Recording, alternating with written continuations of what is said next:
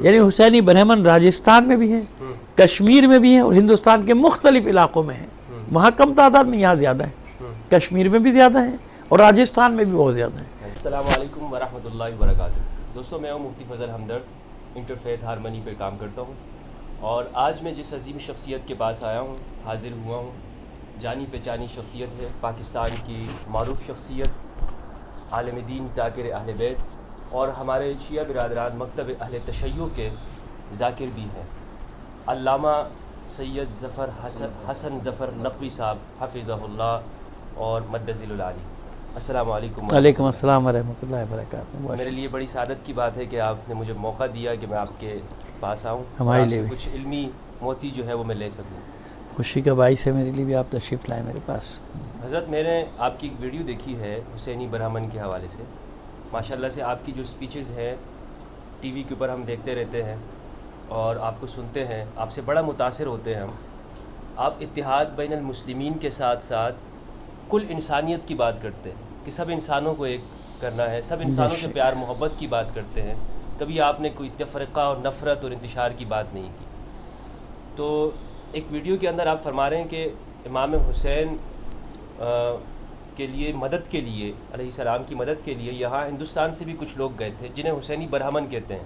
تو میں چاہوں گا کہ اس کو آپ تھوڑا تفصیل کے ساتھ ہمارے ناظرین کے ساتھ بتائیں۔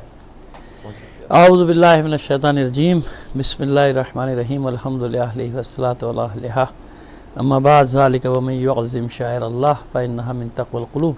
آپ کا شکریہ۔ بہرحال جو بھی آپ نے الفاظ ادا کیے میرے بارے میں، اس قابل نہیں ہوں، ناچیز ہوں، بہت طالب علم ہوں معمولی سا، لیکن بہرحال کوشش کریں گے جو سوال آپ نے کہا مختصر وقت میں تسلی ہو جائے ہمارے برادران کی۔ دیکھیے، واقع کربلا بے شمار جہات لیے ہوئے، اس کی سمتیں بہت ساری ہیں۔ یعنی کربلا کی تفسیر جو ہو رہی ہے 1400 سال سے، ہم کسی ایک پہلو کو لے کے نہیں کہہ سکتے کہ کربلا اس لیے برپا ہوئی تھی، نہیں، اس کے بہت سارے پہلو ہیں۔ کربلا کی سیاسی تفسیر ہے، کربلا کی سماجی تفسیر ہے، کربلا کی حتیٰ معاشی تفسیر ہے، کربلا کی اخلاقی تفسیر ہے، کربلا کیا کیا سکھا رہی ہے، کربلا کی انقلابی تفسیر ہے، اور ہر یعنی انسان جب موتی سمیٹنا چاہے تو کربلا میں سے ہر چیز مل جاتی ہے، حتیٰ کہ خاندان کیسا ہو، خاندان کی تربیت کیسا ہو، بچوں کا کردار، خواتین کا کردار، بزرگوں کا کردار، فقہا کا کردار ہے نا، فقہا بھی ہیں وہاں۔ ایک طرف ادھر 700 مفتی ہیں اس لشکر میں، یزید کے لشکر میں، جو قتل حسین کا فتویٰ دے رہے ہیں، ایک طرف حبیب ابن مظاہر جیسا فقیہ امام حسین کے ساتھ ہے، جس کو جناب سید الشہداء نے جس کو کہا فقیہ کوفہ، جس کو امام فقیہ کہہ دے وہ کتنا بڑا شخص۔ ایسے جناب زہیر بن قین، مسلم بن افسجہ، یہ وہ ہیں جو اہل علم ہیں، اور بھی بہت سارے، ٹھیک ہے، بہت ساری تفسیر۔ اسی طرح تاریخ میں ہوتا ہی کہ ہم چند مخصوص واقعات کے گرد ہم گھماتے رہتے ہیں کربلا کو، ایسا نہیں ہے۔ کربلا کی ایک تاریخ ہے کہ یہ واقعہ کیوں ہوا، کس لیے ہوا، کب اس کی بنیاد رکھی گئی، اس کی بھی ایک تاریخ ہے۔ خیر، جو آپ نے سوال کیا میں اس کی طرف آنا چاہ رہا ہوں اس ساری تمہید کے بعد، کہ کربلا پہنچنے کے بعد جناب سید الشہداء نے قاصد روانہ کیے تھے کچھ سمتوں میں، اپنے خط دے کے۔ ظاہر ہے کہ اس سے پہلے تعلقات تو رہے نا، یاد رکھیے کہ ہند کی سرزمین اور سندھ، اس وقت ہند اور سندھ الگ الگ تھا۔ ہاں، سندھ الگ تھا، سندھ کہلاتا تھا یہ دیبل سے یعنی ٹھٹا سے لے کے ملتان تک، اور اس کے آگے ہند کہلاتا تھا۔ اس لیے روایات میں بھی آپ دیکھیں گے کہ ہند کا ذکر الگ ہے اور سندھ کا ذکر الگ ہے۔ سندھ الگ کہلاتا تھا، ہند الگ کہلاتا تھا، یہ بھی ایک تاریخی بات ہے جو بچوں کو معلوم ہو جانا چاہیے۔ تو اب اس وقت ظاہر تجارتی قافلے بھی آتے تھے، تجارت تو ہوتی تھی نا سب جگہ، اس سے پہلے بھی ہوتی تھی، اس کے بعد بھی ہوتی تھی۔ مولا امیر المومنین علی ابن ابی طالب علیہ السلام کے زمانے میں سندھ تک تجارت پھیل چکی تھی، آ چکی تھی، بہت سارے نام ملتے ہیں تاریخوں میں۔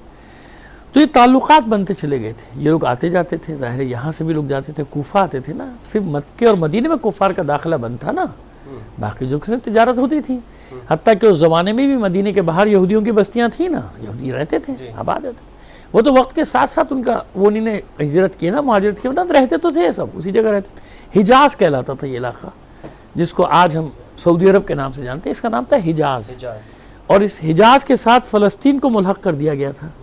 تو جو تجارت تھی وہ تو پوری دنیا میں ہوتی تھی جیسے آج ہو رہی ہے، تو ہندو بھی آتے تھے، عیسائی بھی آتے تھے، یہودی بھی، سب تجارت تو سارے کرتے تھے جیسے آج ہو رہی ہے سب تجارت۔ تو یہ راجستھان کا جو راجہ تھا، اچھا اب دیکھیں کیونکہ میری بات ریکارڈ ہو رہی ہے اس لیے اپنے سامعین کو بتانا چاہتا ہوں کہ اس کا نام کسی جگہ پہ لکھا ہے راجہ اندر، راجہ اندر، اور کسی جگہ پہ نام کچھ اور ہے.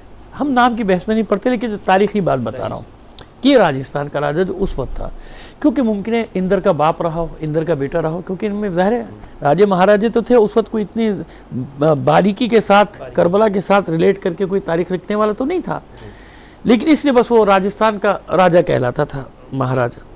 تو جو خط لکھے تھے بہت سارے خطوط، تو ادھر بھی خط ایک لکھا تھا، اس کو بھی خط لکھا تھا. جو ان کی روایتیں برہمن کی، جو ان کی روایتیں حسینی برہمن کی روایت بتا رہا ہوں آپ کو، ہماری روایت نہیں، یعنی ان کے پاس جو روایت ہے تاریخ جو ان کے پاس ہے وہ یہ ہے کہ جی ہمیں بھی ایک خط لکھا گیا، یعنی یہ فخر سے کہتے ہیں کہ ہمیں بھی ایک خط لکھا گیا.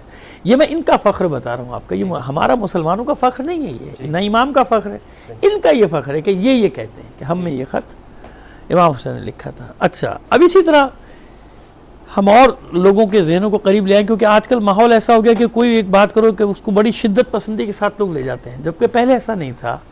مکالمہ کرو، بات چیت کرو، گفتگو کرو، تاکہ اسے روزن کھلیں، کھڑکیاں کھلیں بات چیت کی. لیکن اب وہ ایک عجیب سا ماحول ہو گیا ہے. اب میں مثال دینا چاہتا ہوں کہ کربلا میں حتیٰ کہ ایک مسیحی خاندان تک ہے، جب انہوں نے اسلام قبول کیا، کلمہ پڑھا، شہید ہو گئے.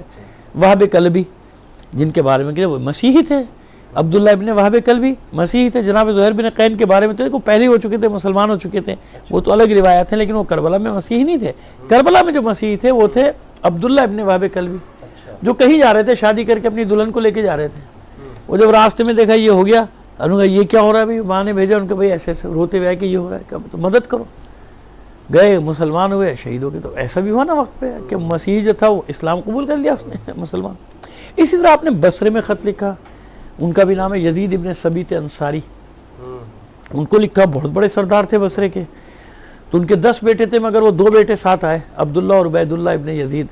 ان کا یزید نام کے کربلا میں یاد رکھیے گا کہ 4 شہید ہیں، کیونکہ اس وقت تو نام ہوتا تھا نا، نام سے کوئی تھوڑی ہوتی تھی لوگوں کو مخاصمت. وہ لوگ اکثر آج کل ناموں پہ شروع ہو گئے کہ فلاں کے بیٹے کا یہ نام تھا تو فلاں کے بیٹے. ارے بھائی، اس زمانے میں نام ہوتے تھے، وہ تو بعد میں جب ایک واقعہ ہو گیا اس کے کردار، تو پھر لوگ نام نہیں رکھتے.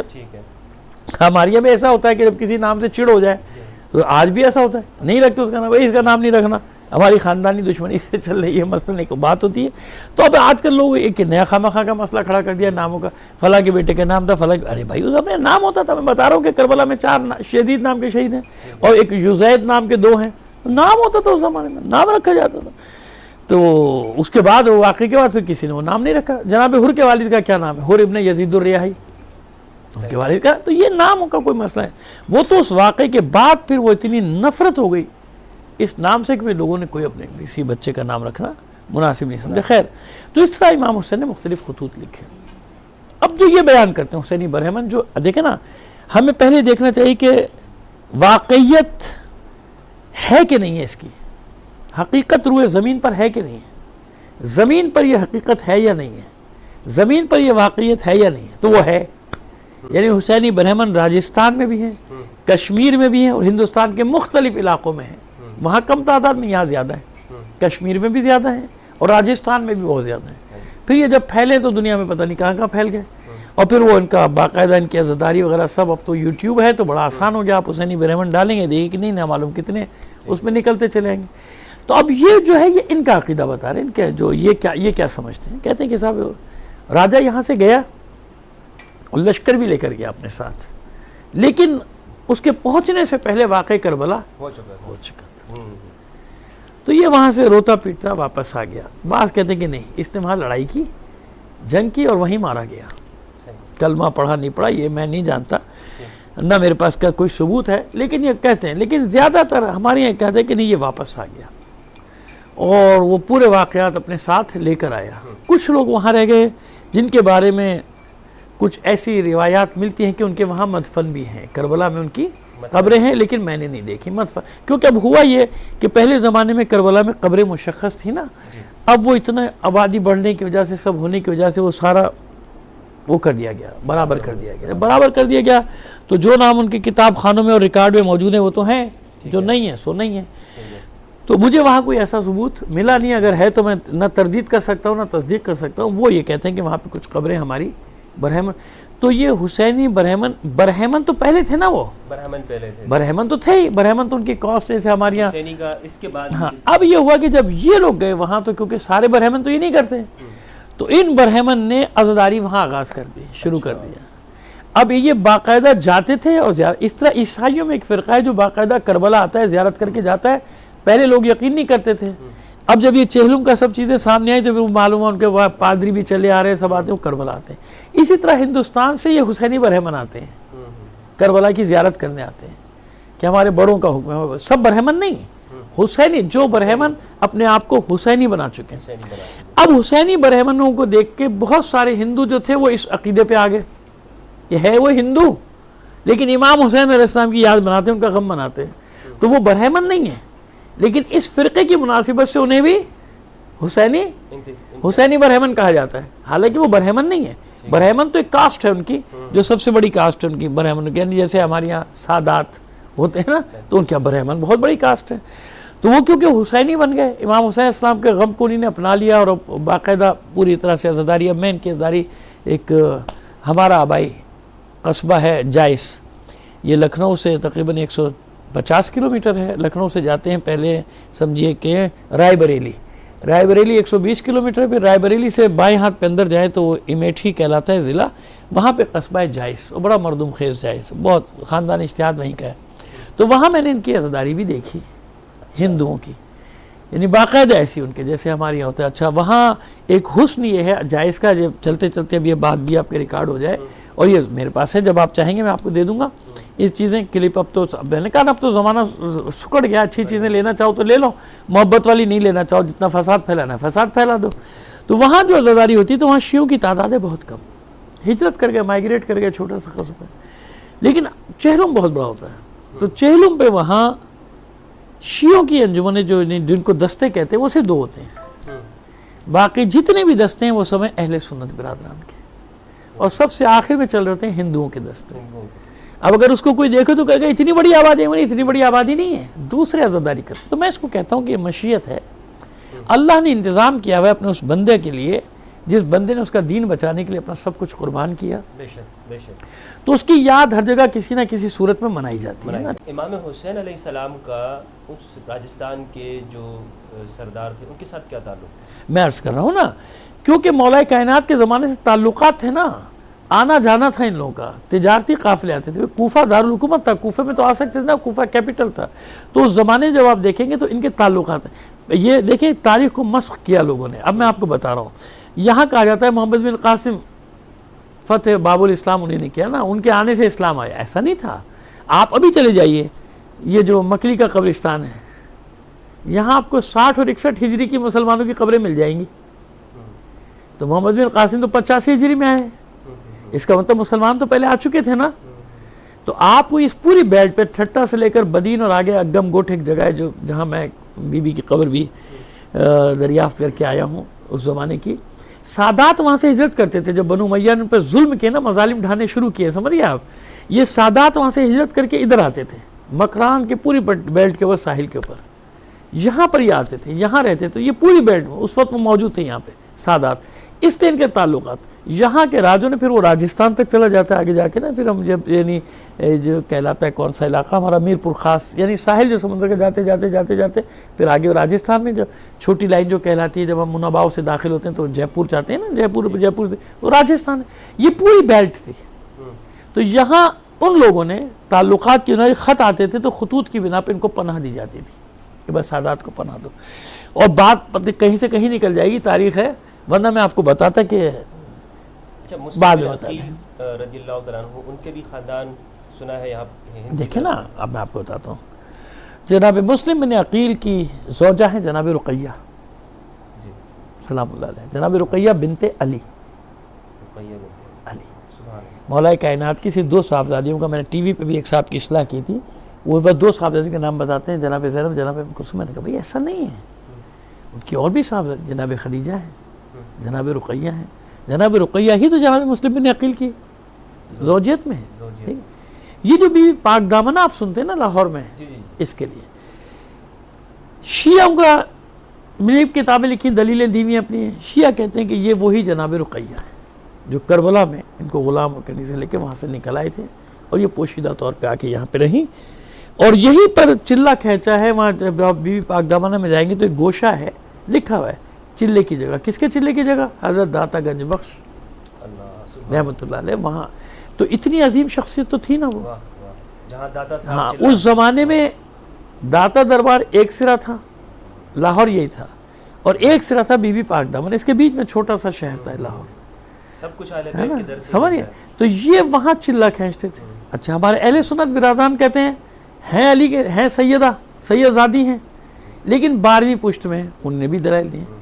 اچھا جو کہہ رہا ہے براہ راست ہیں وہ بھی کہہ رہا ہے علی کی بیٹی ہے, جو کہہ رہا ہے 12ویں پشت میں وہ بھی کہہ رہا ہے. تو میں نے جب وہاں مجلس پڑھی تو میں نے یہ کہا تھا, میں نے کہا لڑتے کیوں ہوئے, تم دونوں کا ایک ہی عقیدہ ہے نا, مسلک تو ایک ہے نا کہ علی کی بیٹی ہے, رسول زادی ہے نا, بڑے اس خاندان اہل بیت کی, یعنی چلو اگر رسول کی بیٹی جناب فاطمہ کی بیٹی نہ بھی تسلیم کرو تو خاندان اہل بیت تو ہے نا, علی کا خاندان تو ہے نا. جب تمہارا دونوں کا عقیدہ ہے کہ تو لڑ کیوں ہیں آپس میں اس پر کہ ان کی بیٹی ہیں, بھائی تم مانتے ہو نا علی کی بیٹی ہیں, اس پشت میں ہو, 10ویں پشت میں ہو, 12ویں پشت میں براہ راست ہو.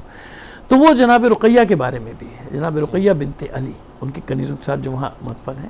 تو اب اس سے بھی معلوم ہوتا ہے کہ واقعی کربلا کیا ہوتا ہے, وہ یہاں ہے, آگے نہیں جا سکے. اب آپ اور آگے چلے جائیے, اب میں آپ کو ایک دلیل دیتا ہوں. پٹیالہ, چلو اس کے بارے میں تو پھر اختلاف کر لیں گے نا, جناب بی بی پاک دامنہ کے بارے میں تو لوگ اختلاف کر لیں گے. پٹیالہ چلے جائیے آپ, بائی روڈ, میں جا چکا ہوں اور میرا بڑا فخر ہے کہ میں نے وہاں مسجد واپس واگزار کی تھی 60 سال کے بعد دی گئی تھی, یعنی 47 کے بعد. کب میں گیا ہوں, 2008 یا 2009 میں گیا تھا. بہرحال پٹیالہ خاندان کے والے مجھے لے کر گئے تھے کہ آپ وہاں نماز بھی پڑھیں گے, مجلس ہمیں دی جا رہی ہے, وہ مسجد اور امام بارگاہ میں واپس دی جا رہی ہے. وہاں ایک جگہ ہے سمانہ, چھوٹا سا علاقہ ہے, گاؤں سے بڑا کہہ لیجیے, بڑا گاؤں یا چھوٹی تحصیل کے سمانہ. وہاں کے جو سادات ہیں وہ یہاں آباد ہیں, لاہور میں سے لے کے علی پور چٹھا تک, اوکاڑا میں ہیں, پنڈی میں, سب جگہ ہیں. وہ کہلاتے ہیں سادات سمانہ. سمانہ وہاں ایک زیارت ہے, زیارت امام مشہد, امام مشہد علی. اچھا مشہد نام نہیں ہوتا, مشہد تو جگہ کا نام, شہادت کی جگہ, جہاں روضہ اس کو کہتے ہیں. اب وہ کیونکہ تقیہ کا دور تھا, تقیہ کا زمانہ تھا نا, چھپ کے آئے ہوئے, قتل عام ہو رہا تھا, تو جہاں جاتے تھے. لیکن ظاہر اہل بیت کا خون تھا نا, خون رسالت مآب تھا, تو اتنا ان کی شخصیت چھا جاتی تھی کہ وہ ہندو ہوں, سکھ ہوں, مسلمان ہوں, سب ان کے حلقے میں اثر میں آ جاتے. تو وہاں ساری قومیں ان کی عزت کرتی تھی, احترام کرتی. وہ اتنی عظیم ہستی تھے کہ جب ان کی قبر خراب ہو گئی تھی تو جو بعد میں تازہ بنا تھا تو اکبر بادشاہ نے بنوایا تھا ان کا مزار, لیکن نام کسی کو نہیں معلوم آج تک, بس امام مشہد. حالانکہ وہاں کے سادات موجود ہیں جو کہانی بتا رہے ہیں کہ ہم سید ہیں, ہے نا, وہ سید ان کے اولاد ہیں. اس میں نقوی بھی ہیں, رضوی بھی ہیں, کیونکہ بعد میں اور بھی سادات جو ہے نا وہ بھی وہاں کے جمع ہوتے چلے گئے. جگہ مل گئی نا, ایک سرپرستی مل گئی تھی. پہلے وہ ہندو راجاؤں نے ان کو تحفظ دیا, پھر اس کے بعد مغلوں کی حکومت آئی تو ان کا سب احترام نہ کرتے تھے کہ نہیں روز, اب تک وہ سل لگی ہوئی ہے کہ اکبر بادشاہ کے حکم سے جو اس کا گورنر تھا اس نے وہ مزار تعمیر کروایا. تو اب دیکھیے بات یہ تاریخ پہ گرد و غبار پڑا ہوا ہے. کیوں پڑا ہوا ہے؟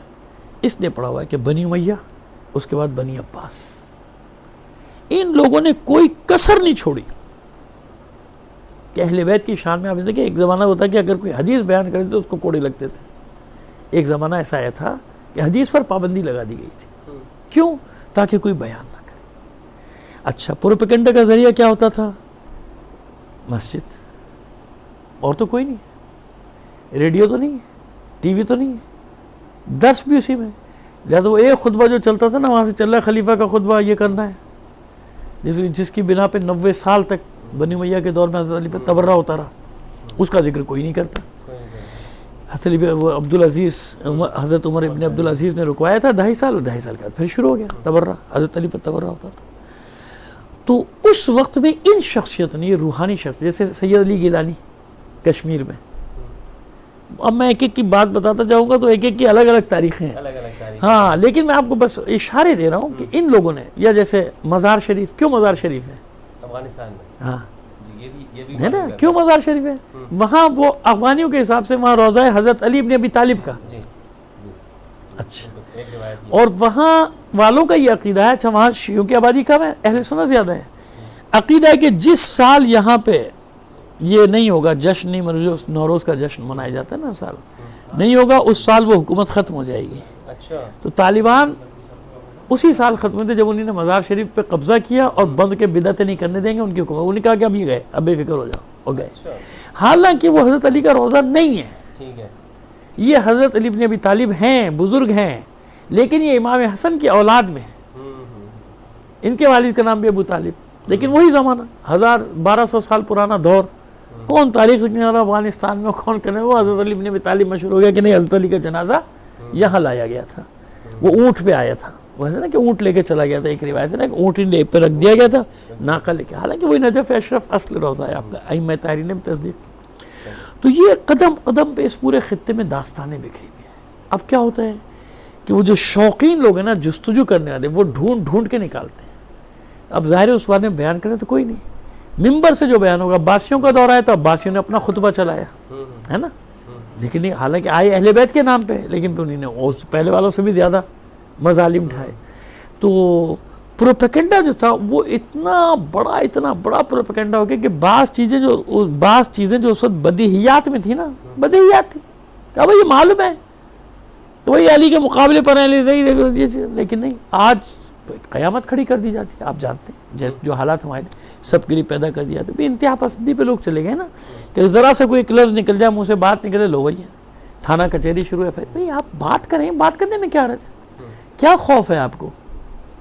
خوف زدہ لوگوں کا یہ کام ہوتا ہے نا، ہاں غالب گلوچ نہیں، لیکن بات چیت تو ہوتی ہے نا، مکالمہ کریں نا، مکالمہ کرنے میں کیا ہے، نہیں مکالمہ نہیں ہوگا، بس جبر کر کے زبان کو بند کیا۔ تو اب یہ جو ہے بات وہیں آ گئی کہ وہاں جب میں گیا، جائس وغیرہ گیا، تو جب ہندوؤں کی اعتداری دیکھی تو میں نے کہا حسینی برہمن، اس نے کہا ہمیں کہتے ہیں لوگ لیکن ہم برہمن نہیں، برہمن تو ہماری بڑی کاسٹ ہے، لیکن کیونکہ ہم حسینی برہمنوں کی پیروی کر رہے ہیں، اتباع کر رہے ہیں، جب ان کا اتباع کریں تو لوگ ہمیں بھی حسینی برہمن۔ تو ایک حقیقت تو ہے نا روئے زمین پہ، جس کہتے ہیں کہ ریئلٹی تو ہے نا گراؤنڈ پہ ہے نا، ایک چیز آپ کیسے انکار کریں گے اس کا، وہ کہہ رہے ہیں کہ میں ہوں، آپ کہہ رہے ہیں آپ نہیں ہو، تو ان کا وجود بتا رہا ہے کہ تاریخی پس منظر ہے۔ کچھ تاریخ میں کچھ ایسا تھا کہ جو ہوا۔ اچھا آپ نے اکبر بادشاہ کا نام لیا کہ اکبر بادشاہ نے وہ مزار تعمیر کیا، اکبر کے حوالے سے جب تاریخ پڑھتے ہیں ہمیں جو بتایا جاتا ہے کہ اس نے ایک دین الہی، ہاں صحیح پڑھا آپ نے، بالکل صحیح بات ہے، یہ صحیح اکبر کے بارے میں، ہاں بالکل صحیح ہے۔ دوسرا یہ کہ وہ ایک بہت بڑا صوفی تھا، خواجہ داتا صاحب کو ماننے والا تھا، خواجہ داتا صاحب کو، اور خواجہ غریب نواز کا بھی۔ دیکھیں اب میں آپ کو بتاؤں کہ میں ذاتی طور پر یہ میری رائے ہے نا کہ اس میں ظاہر اکبر بادشاہ کوئی ولی تو ہے نہیں، نہ اکبر بادشاہ کوئی نبی ہے، نہ پیغمبر ہے، نہ کوئی امام ہے، تو وہ اپنی ذاتی رائے تھی۔ وہ ایک بادشاہ تھا، وہ ایک آمیر تھا، ڈکٹیٹر تھا، اور اتنے بڑے ہندوستان پہ اس کو حکومت کرنا تھی۔ اس کا سیاسی پہلو دیکھیں نا آپ، سیاسی پہلو، میں اس کو سیاسی پہلو سے دیکھتا ہوں، کیونکہ عامر تھا، بادشاہ تھا، اپنی حکومت بچانے کے لیے لاکھوں انسانوں کو اس نے مارا ہوگا، کتنی جنگیں دیکھ لیجیے آپ اس کی۔ تو اچھا برے کی بات ہی نہیں کر رہا میں، بات یہ کر رہا ہوں کہ وہ ایک عامر تھا، وہ ایک بادشاہ تھا، وہ ایک ڈکٹیٹر تھا، اور ہندوستان، اتنا بڑا ہندوستان اس کے سرنگو تھا، اس وقت کی دنیا کی سب سے بڑی امپائر، اس وقت کے ہندوستان سے بڑی کوئی سلطنت روئے زمین پہ تھی ہی نہیں، رقبے کے اور آبادی دونوں کے اعتبار سے۔ اتنے رومن امپائر بھی اتنی بڑی نہیں تھی، جب کبھی تھی بڑی، اب جب ہندوستان امپائر تھا اس وقت اتنی بڑی نہیں تھی۔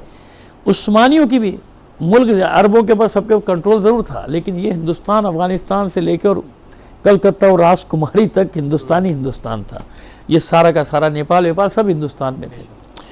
تو اتنے بڑے ہندوستان پہ حکومت کرنا، تو میں اس کو سیاسی نظر سے دیکھتا ہوں کہ اس نے سب کو اپنایا، کہ بھائی میری فوج میں ہندو بھی ہے، سکھ بھی ہے، یہ بھی ہے، بریلوی بھی ہے، شیعہ بھی ہے، تو 9 رتن جو اس کے کہلاتے تھے، وہ 9 رتن یہی تھا مسئلہ۔ اچھا 9 رتن میں سارے کے سارے تھے، اس میں ملا نصیر الدین بھی تھے، اس میں بیربل بھی تھے، اس میں سارے تھے۔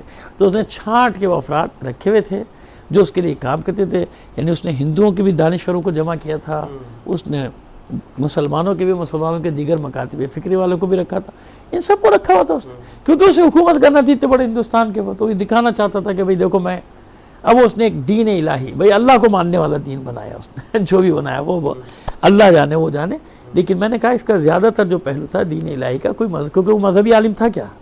عالم تو نہیں تھا، کہاں لکھا ہے کہ وہ فقیہ ہے؟ عمر میں تو اسے خلافت حکومت مل گئی تھی، تو فقیہ تو نہیں تھا نا. کچھ بھی نہیں. جب فقیہ نہیں تھا تو دین الہی بنا رہا ہے، تو برین اس نے اکٹھے کر لیے تھے، ان دماغوں کے ساتھ مل کر اس نے یہ دین الہی کرے. اور جو نہ چلنا تھا نہ وہ چلا. کون اس دین الہی کو مانتا؟ جتنے بھی ادیان ہیں وہ انبیاء لے کر آئے ہیں نا، جو آسمانی ادیان ہیں انبیاء لے کر آئے. تو اس کے دین پہ کون چلتا ہے؟ وہ جب تک ڈنڈا تھا اس وقت تک. آپ کا بہت بہت شکریہ علامہ صاحب. امت مسلمہ کے لیے، وحدت کے لیے آپ کچھ کہنا چاہیں کہ شیعہ سنی اتحاد ممکن ہو سکتا ہے؟ آپس میں قریب کیسے آ سکتے ہیں؟ اتحاد تو فقہ کا تو نہیں ہو سکتا. دیکھو نا، ایک بات ہے، اب میری لوگ ہمارے نہیں سمجھتے کہ دیکھیے اتحاد اور وحدت کا مطلب یہ نہیں ہوتا کہ میں آپ میں ضم ہو جاؤں آپ میں. اچھا پہلے بھی تو ہم رہتے تھے نا، پہلے بھی تو رہتے تھے نا، ہم سب اسی معاشرے میں رہتے تھے، محبت سے رہتے تھے سارے. اب بھی کتنے ممالک ایسے ہیں جہاں کوئی جھگڑا فساد نہیں ہوتا، رہتے ہیں نا سب. بس ہمیں سوچنا چاہیے کہ کوئی ہے جو ہمیں لڑا رہا ہے. ٹھیک ہے بھئی یہ اختلاف جو ابھی ہیں، دیکھیں نا جو اختلاف، یہ میں نے ایجاد کیے یا آپ نے، یا یہ آج کے علماء نے کیے ہیں؟ نہیں ہے نا. اس کا مطلب یہ اسی وقت بنیاد پڑی تھی نا، جب گروہ الگ ہو گئے، شیعہ اور سنی یہ سب بن. آج کی بات نہیں. بس جب آج کی بات نہیں تو اس وقت بھی ساتھ رہتے تھے نا. اب بھی ساتھ رہ لو، ساتھ رہنے، اور رہتے تھے ابھی بھی. 80 سے پہلے تک سب رہ رہے تھے نا، ٹھیک ٹھاک رہ رہے تھے. کیا ہو گیا تھا؟ پر اس میں فائدہ کس کا ہو رہا ہے؟ فائدہ یہ ہوا کہ آج جب فلسطینیوں کو ضرورت پڑی نا، سوائے باتوں کے کوئی بھی میدان میں نہیں نکلا. خوش ہو گیا نا سامراج، یہودی نصرانی ہندو خوش ہو گئے. نقصان کس کا ہو رہا ہے؟ ہمارا. ہمارے اندر ایک مسئلہ چھیڑا جاتا ہے. اب دیکھیے جب شیعہ سنی ہو یا بریلوی ہو یا حکومت سے ہو، جو بھی ہو، نقصان کس کا ہوتا ہے؟ ہم املاک کس کی جلاتے ہیں؟ ہم گھر کس کے جلاتے ہیں؟ ہم گاڑیاں کس کی جلاتے ہیں؟ کریں نا. اتنی بات صرف سوچ لو کہ بھائی تم کر کیا رہے ہو؟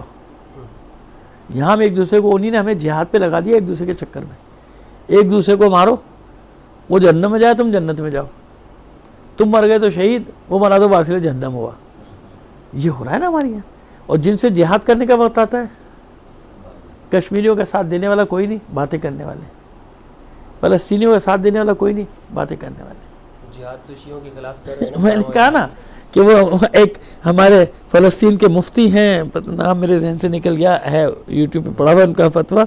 اس نے کہا کہ اسرائیل، یہ عرب ایک ہی صورت میں اسرائیل سے لڑ سکتے ہیں کہ کسی طرح ثابت کر دو کہ اسرائیل شیعہ ہے، پھر لڑیں گے، اسی دن ٹوٹ پڑیں گے اس کے اوپر.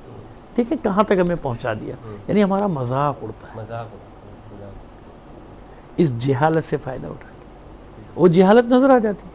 جب ہمارے احتجاج ہوتے ہیں نا تو سر چڑھ کے جہالت بول رہی ہوتی ہے ہماری سڑکوں پہ. کچھ نہیں دیکھ رہے تھے ہم کیا کر رہے ہیں. اچھا، دونوں طرف میں جیسے ابھی پہلے آپ نے بات کہی کہ کچھ یہاں پر بھی اہل تشیع میں بھی ایسے لوگ ہیں اور کہ جو نفرت کی بات کرتے ہیں، اور کچھ اس طرف بھی ہیں. دیکھیں ہوتا ہے کہ دیکھیں یہ وہ ہوتا ہے نا کہ جب تک پلانٹڈ لوگ نہ ہوں جھگڑا کیسے ہوگا؟ تو پلانٹڈ تو ہر جگہ ہوں گے نا. ایک آدمی جس کے ہم تمام شیعہ رد کر رہے ہیں کہ بھئی یہ نہیں ہے، یہ شیعہ موقف نہیں ہے، یہ شیعہ موقف نہیں ہے. اس نے ایک بات کہہ دی، مثلا وسیم رضوی ملعون، اس کو قرآن کی سورہ فاتحہ سے نہیں پڑھنی آتی ہے. وہ کہہ رہے 26 آیتیں نکال دو. سب سے پہلی بات ہے کہ اس کو 26 آیتیں بتائیں کس نے؟ سمجھ میں آ گئی بات؟ اب وسیم رضوی کو لے کے پوری دنیا میں شیعوں کے خلاف شروع ہو گیا مقام کہ شیعہ تحریک. ابے بھائی شیعہ تو خود فتویٰ دے رہے ہیں اس کے لیے. شیعوں نے اس کی قبر منسوخ کر دی، جو اس کی وہاں پہ کہ ہمارے قبرستان میں دفن نہیں ہوگا، ہے نا. اور پھر آپ دیکھتے ہو کیا ہے، کیا وسیم رضوی بھائی. اور آپ اس کو، وہ ایک آدمی ایسا ایک رائٹر ہے، اس نے ایک فرضی نام سے امام حسین کے خلاف کتاب لکھی ہے. میرے پاس ہے وہ کتاب، وقت پہ دکھا سکتا ہوں. میں نے وہ کتاب اٹھا کے سنی عالم کے سامنے رکھ دی کہ جب وہ بات کرے تو میں نے کہا آپ بھی سنی بھی تو ایسے کہتے ہیں، کیا ہے؟ تو کہنے لگے. اب میں کسی وجہ سے کہا تو کیا سنی بھی تو آپ بھی تو یہ کہہ رہے ہیں امام حسین کو خارجی اور خروجی قرار دے رہے ہیں. تو وہ ایک دم کہنے لگے نہیں اس کا ہم سے کوئی تعلق نہیں. تو میں نے کہا یہی تو مسئلہ ہے. میں نے مان لیا آپ کی بات، میں جانتا ہوں کہ اس کا آپ سے کوئی تعلق، آپ ہماری بات نہیں مان رہے. اب ان کی بات کہتے یار بات آپ کی سمجھ میں اب آئی میرے. میں نے کہا آپ کی سمجھ میں آئی بات؟ میں آپ کی بات مان رہا ہوں کہ بھئی آپ کا نہیں ہے، لیکن میں نے تو صرف آپ کو سمجھانے کے لیے ایک بات کی نا. میں جانتا ہوں آپ کا اس نہیں، اس سے تو، لیکن جب میں یہی بات کہہ رہا ہوں وسیم رضوی کے لیے تو آپ نہیں مان رہے. بھئی آپ بھی تو ہماری مانے نا. جب ہم کہہ رہے ہیں کہ وہ نہیں ہے ہم میں سے، تو ایسے پتہ نہیں کتنے کس کس کو کہاں سے پلانٹ کیا گیا. ہر گھروں میں بیٹھے ہوئے، سیاستدانوں میں بیٹھے ہوئے. مذہب کیا، سیاسی لوگوں میں نہیں بیٹھے ہوئے. پاکستان کے خلاف کیا کیا بکواس کر رہے ہوتے ہیں. کر رہے ہوتے ہیں کہ نہیں کر رہے ہوتے؟ بلاگرز میں نہیں بیٹھے ہوئے کس کس ٹائپ کے لوگ اسلام کے خلاف. بات یہ جب یہ بات سمجھ میں آ جائے گی، یہ ایجوکیٹ کر نہیں رہے ہم، مسلک پڑھا رہے ہیں. اگر ہم اپنی نسلوں کو ایجوکیٹ کرنے، تعلیم دیں، علم دیں، علم اور چیز ہے، مسلک اور چیز ہے، علم دیں گے وہ نہیں لڑے گا. نہیں یار یہ علمی بحث ہے. علماء کے ہم نے وہ علماء کے مسائل اٹھا کے اور پبلک میں پھینک دی، جھگڑا ہی ہونا ہے روڈوں پہ آ کے. اور یہ پلان کے تحت جیسے میں نے کہا پلانٹڈ یہ سب کام کیا کہ مسلمانوں کو توڑا جائے. لیکن میں ایک یقین رکھتا ہوں اللہ کی ذات پر تو یقین ہے ہی، لیکن میرا ایمان ہے اللہ کے وعدوں پر. یہ جتنی خرابیاں ہو رہی ہیں نا اس تخریب سے تعمیر ہے. یہ تخریب ہی تو بتا رہی ہے کہ کچھ ہونے والا ہے اور ہوگا، بہتر ہوگا، مسلمانوں کے حق میں ہوگا انشاءاللہ. بہت بہت شکریہ. آپ کا شکریہ، بہت بہت شکریہ.